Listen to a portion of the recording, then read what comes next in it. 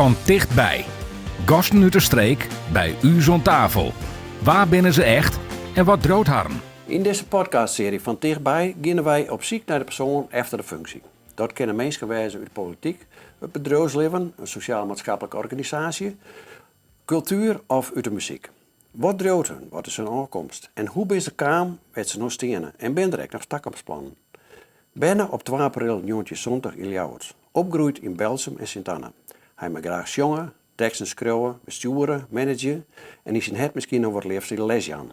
Wie is journalist, docent, teamleider, farmjouwer, projectleider, wethouder en opwargemaster van de gemeente Achtkarspelen. Mijn gast van Joert is Jouke Douwe de Vries. De Vries, welkom. Ja, mooi om hier te zijn. Fijn dat je tijd vond had om hier te komen. Nou, het komende jaar willen we eigenlijk even terug jouw leven herinneren. En dat is heel kwaad, want er is een hele lange staat van dienst en die neemt ik leven. Ja. Maar om even te beginnen bij de jeugd, denk ik. Uit wat voor gezin kwam Jouke Douwe de Vries? Ja, ik ben een zoon van Dirk en Sietske. Dirk de Vries en Sietske Verhaag. En ja, dus mem die zwaar dus voor de band. En dus Heid die wie tegen Warber als muziekdocent.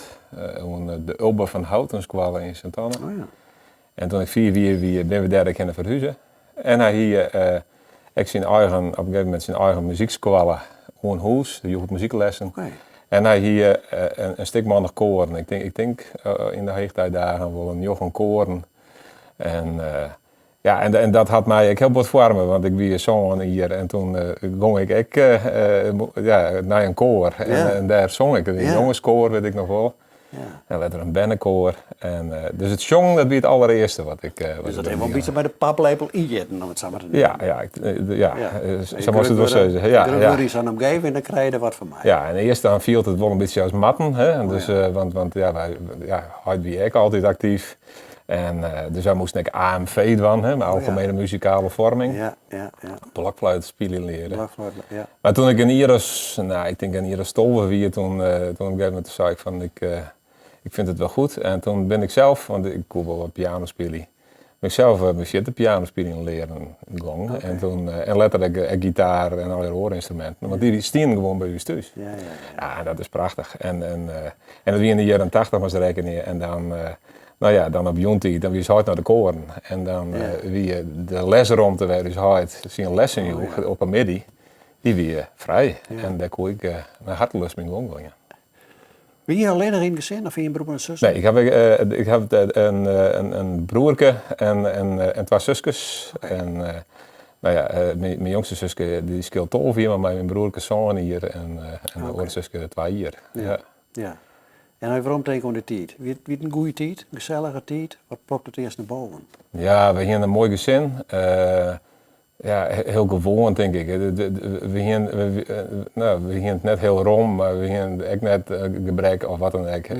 Nee. Dus ik ga een hele, ons wel zwaar lezen jeugdtijd gewoon, denk ik. Ja. Want hoe wie die bij de tijd daar in beeld? Ja, Belsum en Sint-Anna, dat is ik weet nog dat wij toen ik 4 waren, wij verhuizen van Belsum naar Sint-Anna. Dat ik eerst even dacht van, goh, wat voor taaltje praten ze hier? Ja. Want ik kon het niet verstaan. Maar dat leert heel gauw. Nee, ik kwam ik thuis. Ik kwam ik thuis dat ik de eerste dag dat ik naar toen nog de kleuterskwallen ging. Oh ja.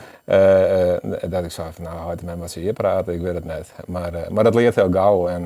Dus ik ken altijd wel een beetje beeld. Ja, maar je praat natuurlijk gewoon Fries natuurlijk, of niet? Ja, wij praten Fries. En ik had meestal bij de vlierkamer, dan praat ik gewoon Fries waarom. Dus dat had mijn taal, ik wil wat vormen denk ik, dat taalgevoel. Ja. En die basisschool, dat weer dus in Sint-Anna, Belsum, in jouw. Ja. Had je daar herinneringen aan nog? Ja, dat weer de slotschool in Sint-Anna. Het heet nou weer Oorsdeel ook, maar dat weer een mooie school. Maar dat was voor het eerst dat er al eens een soort basisschool idee wie. Oh ja. Dat was wel een hele bijzondere school. En dat heb ik als heel plezierig ervaren. Dus zo. Dat was een goede tijd. Ja. Wat had je, als je daarom denken, de meeste invloed gewoon in die jaren?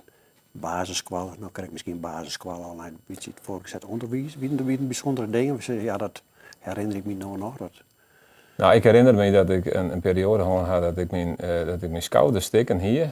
En dat ik eens kofke aan mensen schreeuwen kon. En ik mocht toen thuis ik les ha. En toen werd ik uiteindelijk heel lang voor. En ik weet nog wel in de lessen. Want ik mocht graag leren. En nou, dat had mij wel vormen. Want op een gegeven moment dan moest ik wel vooruit. En ik zit altijd in een combi-klasse, weet ik nog. Oh ja. Dus dan ging ik altijd een klasse, wij hier, nou ja, zeg maar, was nou groep zo'n 8 neemt, maar we zitten dan maar, nou ja, een klasse, 3, 4 en 4 bij elkaar. Ja, een mix. En ik zit dan in de jongere groep. Maar ik pikte heel veel mooi van de oudere groep. En dat had mij wel heel goed vormen. En ik wie uiteindelijk denk ik wat voor op de rest misschien. Ja, wat wil je dat achterover omschotting? Wie een beetje een spoons die het tenminste naar alle de studierichting die in de studies die je volgen hebben. Ja, ik moest het vooral gaan van, ik leer vooral van peteren. Ik vond het mooi als ik dingen jaren dan loop me het bij en dat me interesseert. Ja. Dus ik denk dat ongeveer dat wel vormend wie. En dat vind ik mooi, want ik ging daar naar de Ober van Houten, waar dus Hout is Ekmoskwallen stier. Heb ik nog les van is Hout trouwens. Dat is trouwens net om te bevelen, maar dat mag ik eerlijk zeggen. Net dat hij meer een les joeg, maar hij joeg muziekles op school. Net het meest populaire vak op school. En wel heel gauw die ik blik en dat wie een hele brede basisvorming heb. Ja. En dat ik al heel gauw naar dat een koer. En daarna ben ik naar het Comenius gegaan. Wat nou het Comenius ziet, maar we hadden toen nog Lienward College in Ljouwert. Dat is verhoren. Ja. Nou, dat we dan komen wonen bij de studietijd. Ja. Ljouwert is nou net echt zo'n student die kozen staat van zo'n jonge student. Nee, maar we zitten nog heel lang op de Ober, dus in Sint-Anne. Ja. En op een gegeven moment gaan we daarheen, maar ik ben een hele brave tiener, dus ik net zo... Ja, je bent geen wilde student, hè? Nee, van Ljouwert en dat soort dingen. Nee. Wie toen misschien echt nog wat minder, maar... Het was zo dat toen ik in ieder Santje wie, ik weet nog dat dus hard, die wie toen 25 jaar koordirigent. Ja. En dat toen een van het Fries Dagblad bij ons op de zittenkamer was hard te interviewen. Oh ja. En toen wie ik Santje en toen raap ik van, nou ik kan ook wel een stukje schreeuwen. Oh ja. En ik vond popmuziek mooi, ik zei ik wil wel naar concerten daar. Ja.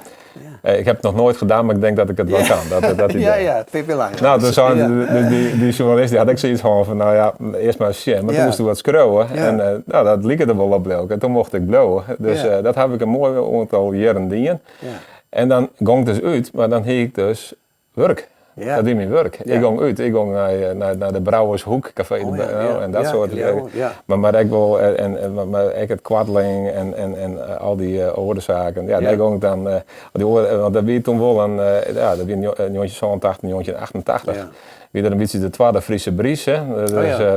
Dus Maestra Welte en maar de boelje in de opkomst. Ja. Nou, zo ben ik overal heen in Friesland. Ja, dus dat wie. Dan kon ik net in de baan springen, want dan moest ik daarna nog even een recensie schreeuwen over het concert. Dus, Daar komen we zijn weer op. Ja. Van dichtbij. Nou, we hier krijgen even over de studietijd in Ljouwert. En het feit dat je zei van nou dat stukje, of dat artikeltje kan ik wel even schreeuwen, kom ik een beetje bij de journalist Jouke Douwe de Vries. Ja. Dat weer een beetje een stap toen, of net? Ja, dat ben je freelance basis? Ja, die freelance basis. En dan ben je zo dan zou je ik zie hier wel wat werk, ik wil wel een bijbaantje. Ja, dit is natuurlijk een fantastisch bijbaantje. Maar gewoon, hoe dan? Naast de studie weer dat, hè? Naast de studie, ja. Dus het begon nog in de laatste jaar van het ateneum en het eerste vierde jaar toen ik naar de leraaropleiding Nederlands en Engels ging, want die heb ik dien. Maar dat gevoel even van nog even waarom na je studie die in je baantje, ziet dat er een beetje in het gevoel van dat moet ik hier op mij krijgen voor vroeg. Ja, je moet een geld verzinnen, je moet wat budgetten. Die lijnen komen wel wat waarom in jouw carrière, vind ik. Daar zitten ze bij je thuis net heel bovenop of zo. Maar ik weet wel van neer het fiction section dat ik alles even een vakantiebaantje hier, maar ik hier net. Net aan het werk of zo, ik als bijbaantje. Dus dat weer doelpas en dit. Ja, dat is eigenlijk wel heel leuk dat je dat achterna hebt beschouwen. Maar want het weer, het weer mooi, het weer een hele mooie ervaring. En ik broek dat nog steeds, hè, want op het moment dat ik toen ik barremaster was, toen zei ik van ik wil wel maar meestal te kuieren, maar let me daar zelf het stukje maar doorschreeuwen. Ja. En dan komt dat weer even wat boppen. En ik vind het nog steeds mooi om te schreeuwen. Ja. En misschien daarom ook wel de muziek en het schreeuwen van teksten. Ja. Dus ja. Nou ja, en het weer dus dezelfde tijd dat ik bij het CDJA kom. Ben toch een kameraad van mij, Bart Lont. Ja, maar daar ben ik dan nog wel eens keer naar. Dat sociale, dat zit ik wel wat in jouzelf, denk ik, zoals ik jou ken. Het blijkt ook wel een beetje uit jouw politieke carrière. De oprichting van wat partijen hier en daar, komen we zo nog even op. Maar waarom stier die interesse, dat moment? Heb je daar een moment van dat je denkt, nou kan ik wat budget in de politiek of zo?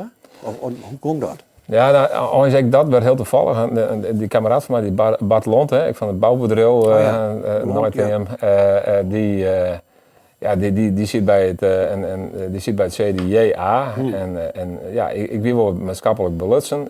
Ik misschien wel trots de kranten, want op een gegeven moment ik schreeuw alleen nog op popconcerten, maar ik schreeuw op een gegeven moment ook wel over thema's. Okay, dus ik vond dat wel mooi, die maatschappelijke belutsen en hij wie daar mooi. Hij zou kist voor eens een keer mooi. En daar is het shit wel planten, denk ik. Dus om dan te zeggen van nou, wij gaan, ik daar ik verder in. En ja. Ik kan aardig praten, dat ga ik dan mooi. En mooi ik wel van groepen staan, want nou ja, ik ben onderwielers ik maar die leraar blijven. Dat weet ik wel wend. Dus binnen een periode wie ik vastzetten van CDJA Friesland. Dus zag ik dat. Ja, dus en dat maakt het dan wel, dat is op een gegeven moment wel een beetje zes van in een beetje spagaat van ben ik nou politicus, ben ik nou journalist, want je moet dan ook een beetje onafhankelijk bedoelen. En ik vond muziek ook mooi, dus ik in die tijd begon ik mooi optredens. En ik mooi zelf teksten schrijven en ik mooi optreden. En dan kun je als net, als je en zelf muzikant binnen en optreden en ik nog journalist was. Dus dat is wel op een gegeven moment wat mix of zo. Nou, dus ik ga op een gegeven moment elkaar maken om dus te stoppen in mijn schrijven voor kranten. En toen ben ik meer in het tekst schrijven en een grafisch vorm jou in bedaren. Maar dan kon je meer dingen in kwijt? In de tekst schrijven? In de tekst schrijven meer van waar je zelf bent en wat je woorden en je ideaalbeeld misschien wel. Ja, ik denk het wel. Profileren in die songs. Ja, ik denk het wel. Maar ik hier misschien toen in die tijd ik nog wel het idee van ik wil hier misschien wat meer mooi. Ik heb nog wel een skofje de varableiding van het conservatorium in dienen. Maar op een gegeven moment ik bedacht van nee, het leren hoe het ordenen doen, ik doe het zelf wel. En dat weer een hele mooie uitlaatklep en dat is nog steeds. En dat wil ik net missen. En ik hoor daarin wat dingen combineren. Dus de tekstschrijven, de muziekmaatje, de liefde van de muziek. Maar misschien ook wel een beetje het maatschappelijk belutsen is. Want ik zie ik wel eens teksten over die ergens ook gongen. Dus Ja, maar dan hebben we straks dat richtje van alles wat je doet. Nou, dat zijn best een soort dingen. Dat je achter me zetten, journalist, docent, teamleider, neemt toch alleen vormjouwer, wethouder. En op een bepaald moment in de keuze toch gaan richting politiek, denk ik. Ja, nee. CDA, toen zijn helemaal opricht volgens mij wie ik bij belutsen. Ja, maar ik zei is dat ik net rond. Ik wie dus vastzitter op een gegeven moment van de provinciale afdeling van het CDA en daar hebben we hele mooie contacten. Maar dat wie in de tijd van Ad Koppenjan en toen hingen wij wel van. Wij winnen wel van de sociale kant. En ik hier, maar dat mist niet wel wat. En dat heeft voor jou ook wel een breuk geweest om. Uiteindelijk, als dan ik weer zus, dan ik ga 24 jaar lid was van het CDA uiteindelijk. Dat is steeds een reële treat geweest in mijn handel en wandel met het CDA en CDJA. Ik wie heel veel van de solidariteit en van de gespreide verantwoordelijkheid, maar vooral die solidariteit. En ik had heel lang, ik zei van dat maakt volle meer ik als christelijke partij. Ik vind dat een christelijke partij een sociale partij is. En daar kwamen nog voldoende uit. En daar had ik altijd vast in. En ik ging een kameraad die weer vastzitter van CDA Grange. En ik nog een die vastzitter weer van CDA Drenthe. En wij vonden elkaar. En zo ben wij ook wel even wat voor op een barricade gingen. Maar dat is allemaal bij een jongetje 95 in stappen. De week in de tijd dat ik zelfs trouwd ben met mijn toenmalige vriendin. En dan dus vrouw. En toen had ik even, op een gegeven moment kwamen we erbij en had ik even stilstaan. En pas in 2005, 2006, toen ben ik weer bij politiek actief geworden. Dus er had echt wel een periode tussen zitten. Maar goed, je zit nog steeds in de politiek. Ja. Nou ja, je bent burgemeester, ben je net direct politiek verantwoordelijk, ben je bestuurder. Maar goed, je hebt wel een politieke achtergrond op basis daarvan, zo werkt dat vaak natuurlijk. toch blijft de sociale kant daarin zitten en je doet dat al heel lang. Dus daar kun je dus wel wat in kwijt dan. In dat wat je nou door als wethouder in het eerst wie op dat moment echt wel heel druk. Ja. Ja, er zit wel een drive bij mij om wat van de meerskip te bezutten. Ja. Maar ik vooral van mensen die het wat minder hebben, om daar direct van te wijzen. En dat had altijd wel minder over je west. Ja. En net elke keer even makkelijk mooi komen in deze maatschappij. En daar ben ik altijd wel voor geweest. En op een bepaald stuit, want ik ben in 2006 ben ik in de Rierkeersen van Dongerendeel toen, de gemeente Dongerendeel. Ja. In 2010 werd ik listelijke van de partij. En als je dan altijd onder het vechten was binnen van de sociale kant. En toen gingen ze in 2010 naar de verkiezingen. En we kregen werkkeers en we hadden een heel mooi resultaat boekt, weet ik nog. Ja. Maar het CDA in de gemeente Dongerendeel. Toen gingen ze weer werken met de PVV. En dat ging mij echt onder het hart. Ja, ja. Dus het CDA mooi de PVV te jaren. Dat past in je Friesel helemaal niet. Nou, net bij mijn sociale hart bijvoorbeeld vluchtelingenopvang, ze maar terug. Ja. Dus dan heb ik zo van daar heb ik moeite mee. Dat heb ik Utrecht, ik meerdere keren in Utrecht. Ja. En op een gegeven moment gaat dat wat kniepen, maar zeg maar het dan even. Ben dat keerpunten best om daar even om naar te zien in je leven, we zeggen dat is gewoon net de richting die ik op wil. Ben dat cruciale keerpunten best? Ja, dat is wel een heel markerend punt. Ja. Dat ik toen wel van mezelf, dus van je kijkt me net in fine. Dat wie ik dat beroemde congres waar we intreden van de leden zien wie. Ja. En onderwijls wie er wel de discussie binnen het CDA, ik weet nog wel Jacobine Geel die had een discussie van maar dat ik meer op compassie, maar ik meer de sociale kant uit. Ja. Die kwam er ook net uit. Nee. Ik zeg onderwielers zeg ik het onder maat pakken bij het CDA ik daar neem. Ja. Dus daarvoor altijd nog wel de meesten de gewone man dat ik nog te vinden wie. En toen vond ik viel ik me dus heel iets minder tussen. Okay. En dat had wel de breuk ingeleid in 2003 en ik zei van we stappen eruit. En dat jaar toen maar Klaas van der Gaal in dienen. Ja. En ik zei wel eens achterna. Het enige wat ik doe net goed in haar is dat ik me zit waarom jong ga. Okay. Want achterna zei ik van ik weer als ik wel een beetje leuk misschien. En dan doe je dingen die soms net helemaal te plak binnen. Want een jaar later hebben wij onder verkiezingen mooi dingen en toen hebben we het was zitten eigenstandig hellen en zo moet het wijzen. En ik hier achterna hier die was zitten die wij hier van het CDA hier gewoon daar litten matten denk ik. Kun je dat zetten onder de vraag die ik steen ben de zaken waar je waarom zorgen die oors oppakt hier matten toen binnen deze dingen? Ja, want ik snap wel dat mensen toen daar moeite mee gingen. En ik zei van zo zit ik erin. Ik ben keersen, ik ga mij altijd inzetten voor die sociale kant, dat blijf ik doen. Ja. Dus ik vind dat ik rug heb om die zit nog te horen. Ja. Maar achterna ik denk van ik zie het voor het CDA en ik zie het toen net meer voor het CDA maar van mezelf.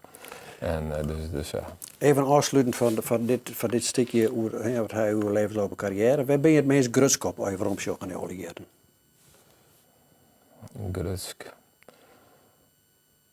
Ja, dat zijn heel soort dingen waarvan ik denk van dat heb ik wees mooi. Grutsk is een grut woord. Hè? Ja. En wees mooi dat al je dwam mooi en ha. Dus zij is het eens. Dus dat ik dat ik maar muziek in onrekening kom ben. Ja. Dat ik optreden mocht ha. Ja.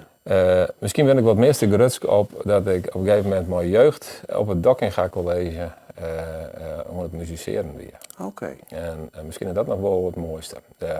Daar wil ik nog steeds, heb ik wel contact met die jeugd die dat toen betrof. Ja. Dus ik ben een jongetje in 18 jaar, toen ben ik bij het Dockinga College weer in het Sjeerskamer. Ik heb daarvoor ook al eens een keer een jaar daar werken.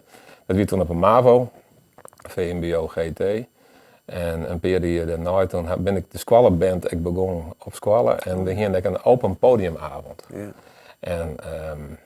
En de energie die je daarvan krijgt, want dan kwam wel de vrede middags weer maar de squallenband aan het oefening. Ja. En dan ben je soms wel 30 bij. Oh ja. En 30 jeugd en dat ben je echt, dat ben je hartstikke mooi. En, maar daar komt dus eigenlijk je passie en het sociale weer samen. Ja. Van dichtbij. Als wij zorgen naar, je bent oorlijf burgemeester nou? Ja. Ja? Om en erbij. Om en erbij. Ja, eigenlijk leidt het dan wel voor de hoor, maar wat zo de vraag is eigenlijk niet stellen was, wat houdt jou op dit stuit het meeste de wanden? En dat maar in de breedte, hè? Net ik leerde mij een rol als burgemeester, maar jouw functie, maar. Nou, als het gaat om het burgemeesterschap houdt mij het meeste dwaande van hoe wij dus nog altijd na de ontvlechting als gemeente verder ontwikkelen zullen. Oké. Er is nou een nieuwe RIE, dus en ik ga wachten op een nieuw college. Ja. Dus dan ben ik heel benieuwd naar hoe dat aansluit bij functionering gaat. Maar ik denk dat wij nog een aantal stappen te zetten hebben om uit de ontvlechting met de ambtelijke organisatie met die sterkste deel wij.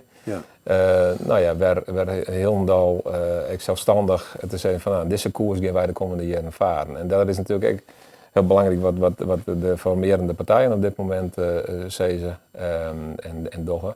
Dus dat houdt mij wel dwaande. Daar ben ik met de gemeentesecretaris en de ambtelijke organisatie ik hoor importeren en hoe gaan we daarin verder.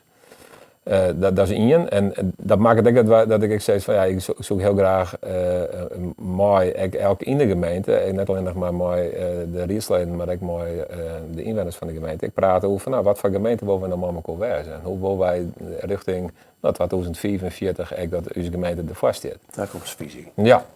Want dan denk ik dat die ambtelijke organisatie beter richting de toekomst op een efficiëntere, doelmatige manier opereren kan. Want dan, maar je mag ook zeggen van we doen een aantal andere dingen die we nou misschien nog wel doen, net meer. Ja. En daarmee kun je het misschien vinden om dan de andere dingen nog wat beter te doen, nog wat meer te plak te brengen en zo wat in. Dus dat zijn wel de zaken die mij op het stuiten wil dwaande houden, even los van de hele formatie die nou op dit moment zelf speelt. En daar zit ik op afstand en dat mag ik leren. De vorige keer week natuurlijk zit ik midden in een formatie. Dus nee. En wil dat? Ja. En je moet er wel, maar wilt ik. Viel je dat ik zou? Want je zou ook denken natuurlijk. Nee, maar ik ga wel zeggen, ik ga wel zeggen van het eerste jaar hier moest ik heel veel wennen. Ja. Want je bent wethouder en dan mag je dingen loslaten en er zitten wethouders en die moeten hun werk ook gewoon doen. Ja. En dan ben je burgemeester. Na de zomer van vrienden hier slagen dat wat beter omdat wat de commissaris zei, je moet leren op je handen te zetten. Om wat meer op je hand te zetten. En in zo'n formatieperiode zit je al eens wat op afstand. Maar goed, er is ook wel je moet als burgemeester wel op een hechte houden worden door de formerende partijen.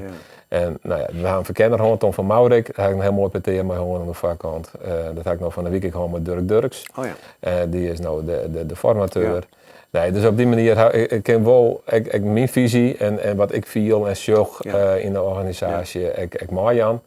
Dus en daarmee kiest ik die afstand wel houden. En uiteindelijk moeten voor de partijen het nou ook doen. Die rol als burgemeester zijn krijg je zitten een wortel hier. Je wilt altijd solliciteren, maar wie het een logisch vervolg in jouw carrière of wie het een kans van jou, hoe het die redenering was op dat moment dat je die brieven door bij wijze van spreken. Zo naar jouw politieke carrière al. Het wie wel wat, hoe was het zeggen? Er zijn een aantal mensen die zeggen van, goh, wat mooi hè, mooie carrière. Maar zij is het helemaal net rond. Ik zeg wel eens carrière, zat niet zo uit van ik stipel het uit. Ik zeg dat vind ik heel knap. En ik heb wel eens collega's om me heen, een collega burgemeester. Ik ga altijd op burgemeester worden, want heb ik nooit gedaan. Nee, maar het kun je ook komen. Zo van, je komt je krijgt een kans en die teken, die pak ik. Ja, zelfs dat weer het net.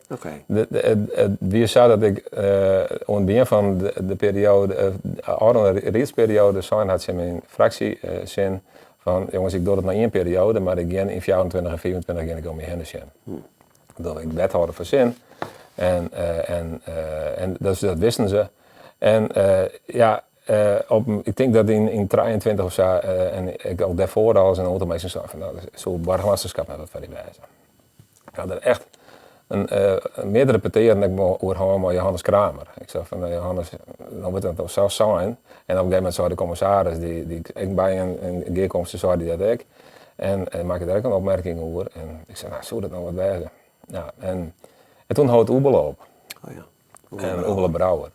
En ik moet Oebele daar eens door gewoon. En zei, ik ben wel heel tegen Friestalig.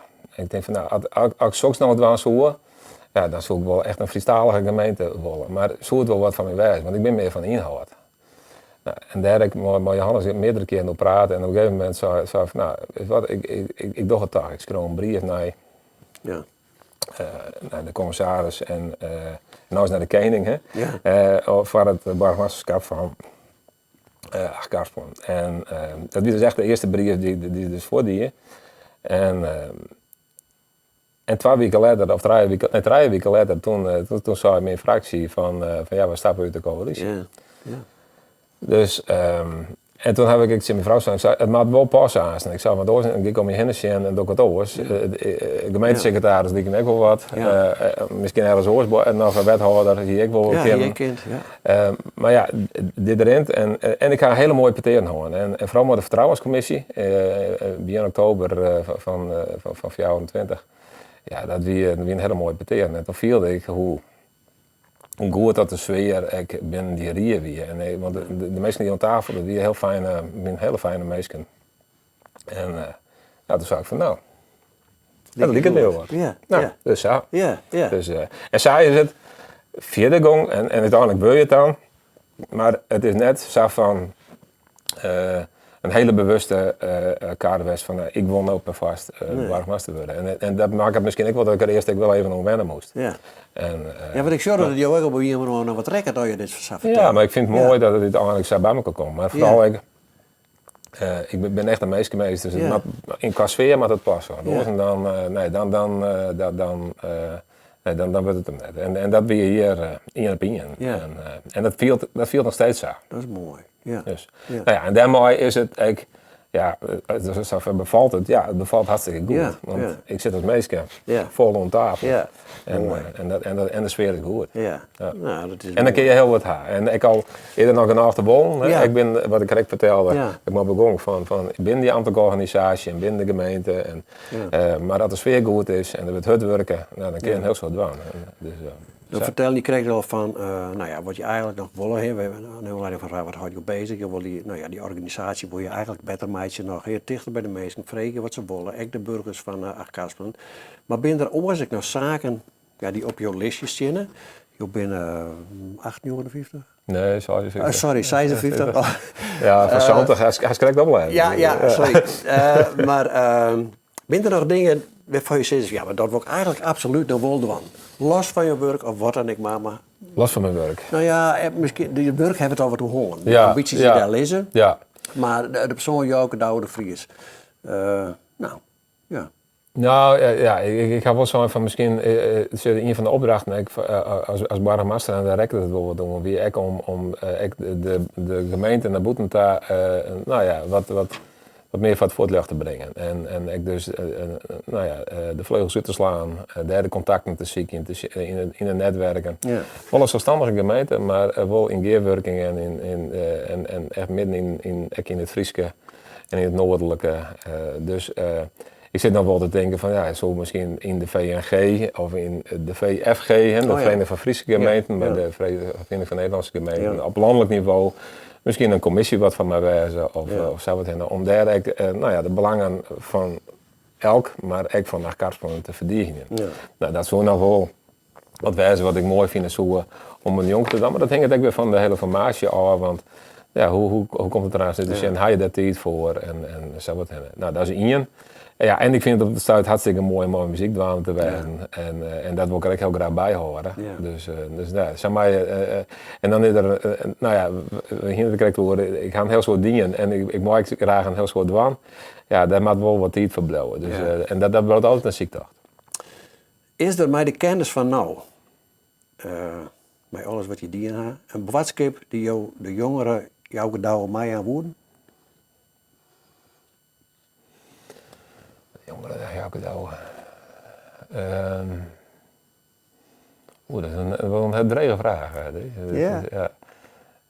Nee, net echt. Ja, misschien dat ik altijd wel heel gedreven geweest. En soms word ik wel eens dingen en soms ben ik wel eens wat onwis. En uiteindelijk dan heb ik wel geleerd om vertrouwen te hebben in wat je doet en wat je kent. Dus misschien heb ik dan maar jong van helemaal wat meer vertrouwen. Het komt goed. Ja. Nou, dat vind ik een hele mooie oude ronding. Ja. Jouke Douwe de Vries, dank voor dit gesprek. Ja, niet. De openheid, en het stukje waarin we even mij mochten in jouw persoonlijke leven. Dank je wel. Bedankt.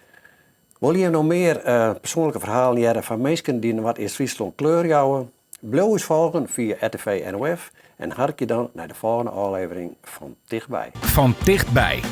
Gasten uit de streek bij u zo'n tafel.